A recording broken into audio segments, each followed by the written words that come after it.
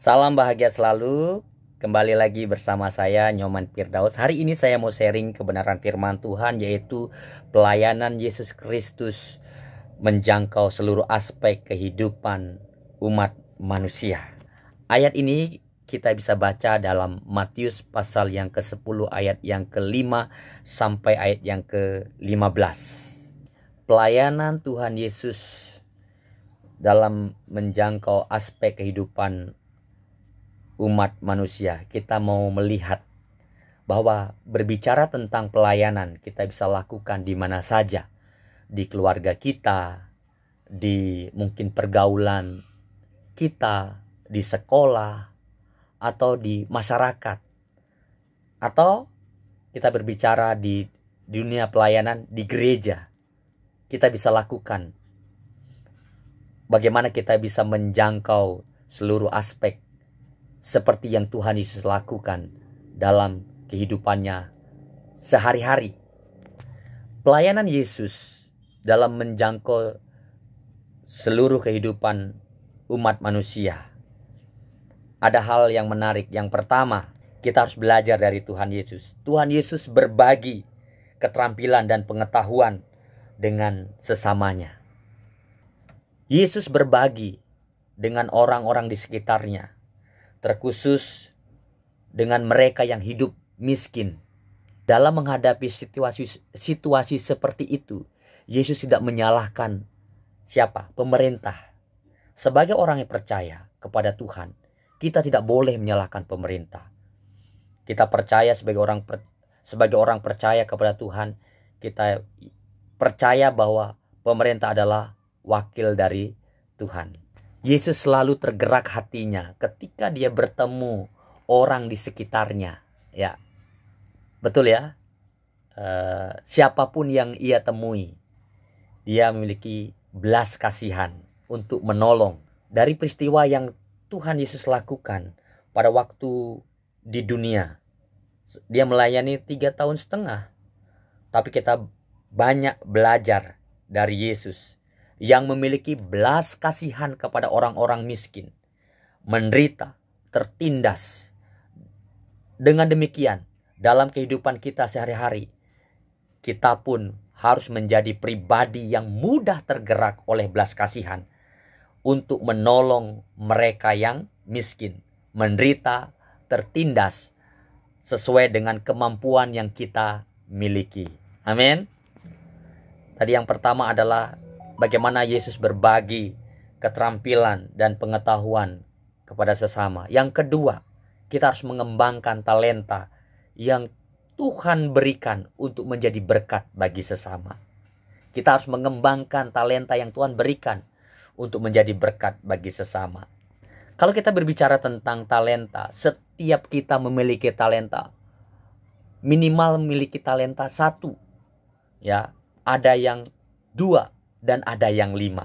Ya, tergantung bagaimana kita mengembangkan talenta yang Tuhan percayakan dalam kehidupan kita. Talenta itu bersumber dari Allah yang diberikan olehnya untuk menjadi berkat bagi sesama. Ya, menjadi sesama kita, menjadi berkat bagi sesama kita manusia. Secara teologis, talenta ada untuk membangun jemaat dan memelihara jemaat.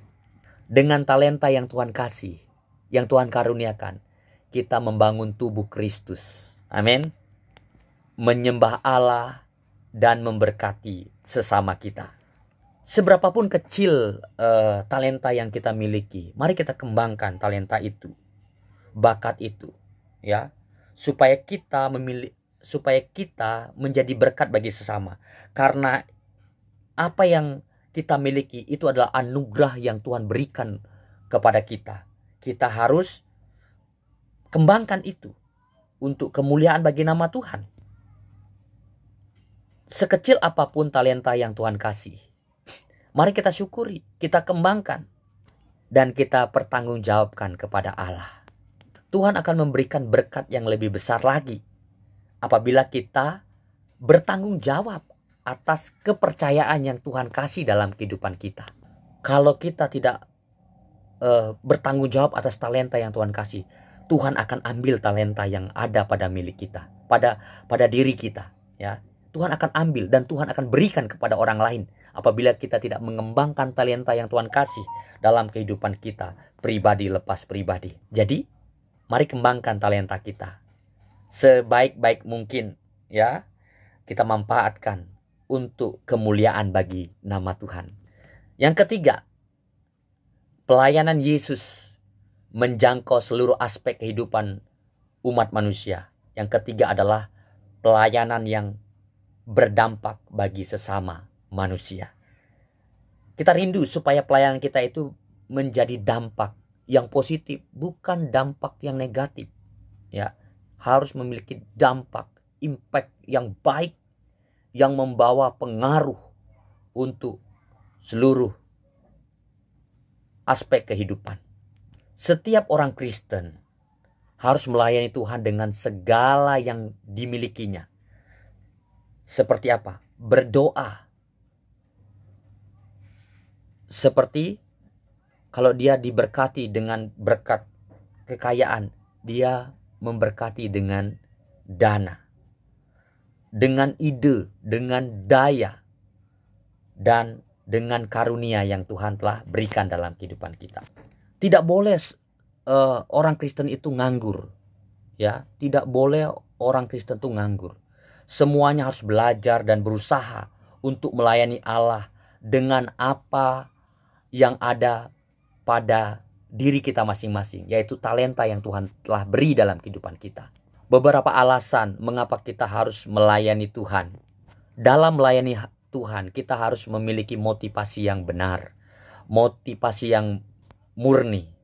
Artinya, pelayanan kita kepada Dia bukan karena pamrih atau ingin mendapatkan pahala, melainkan karena ucapan syukur yang ada dalam dalam hati kita, ya. Ucapan syukur yang ada dalam hati kita, yang telah memilih kita, menyelamatkan kita, melayakkan kita sebagai anak-anak Allah, menjadi ahli waris kerajaan Allah. Kita dipilih oleh Allah, ya, yang menyelamatkan kita, melayakkan kita.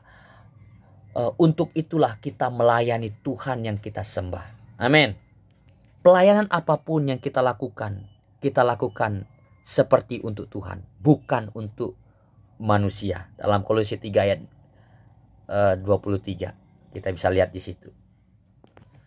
Tuhan memilih kita, ya, dari dunia ini, diutus ke dunia ini untuk kita menjadi berkat bagi sesama kita, menjadi saluran berkat, ya. Yang keempat itu, aku diberkati untuk menjadi berkat, ya. Yang keempat itu harus kita diberkati untuk menjadi berkat. Kalau kita diberkati, kita nggak jadi berkat, kita sebagai orang yang percaya kepada Tuhan, aku diberkati untuk menjadi berkat. Katakan, aku diberkati untuk menjadi berkat. Amin. Tugas selanjutnya kita sebagai orang yang percaya kepada Tuhan adalah memuridkan, menjadikan semua bangsa murid Kristus, ya. Ingat, yaitu dengan apa? Memberitakan kabar baik, kabar sukacita bagi dunia ini yang tadinya harusnya kena murka Allah, harus menjadi penghuni neraka. Kita bawa mereka menjadi warga negara kerajaan sorga, ya. Jika mereka menerima Yesus sebagai Tuhan dan Juru Selamat secara pribadi, melakukan perintahnya dengan setia sampai Tuhan memanggil kita kembali ke rumah Bapa di sorga. Kalau kita melihat dalam Matius 10 ayat 5-15, di situlah Yesus memberi dasar pelayanan untuk membekali murid-muridnya, yaitu melayani domba-domba yang terhilang dari umat Israel. Melayani domba-domba yang terhilang dari orang-orang yang di sekitar kita, orang-orang Kristen yang hanya menjadi Kristen KTP. Kita harus memberitakan Injil kerajaan Allah, ya. Seperti yang Tuhan lakukan. Dia menyembuhkan berbagai penyakit, Dia juga masuk untuk memberitakan kabar baik kepada semua orang, bahkan kepada perempuan Samaria, sehingga perempuan Samaria mengaku dia adalah Mesias yang dari Allah. Dan kiranya berkat yang sama itu terjadi dalam kehidupan kita. Saya rindu semua orang-orang pilihan Allah melakukan apa yang dilakukan oleh Tuhan. Jika saudara-saudara, sahabat-sahabatku diberkati oleh firman Tuhan hari ini, mari jangan lupa untuk subscribe, comment, and share ke media sosial sahabat-sahabatku. Tuhan Yesus memberkati kita semua. Amin. Salam bahagia selalu.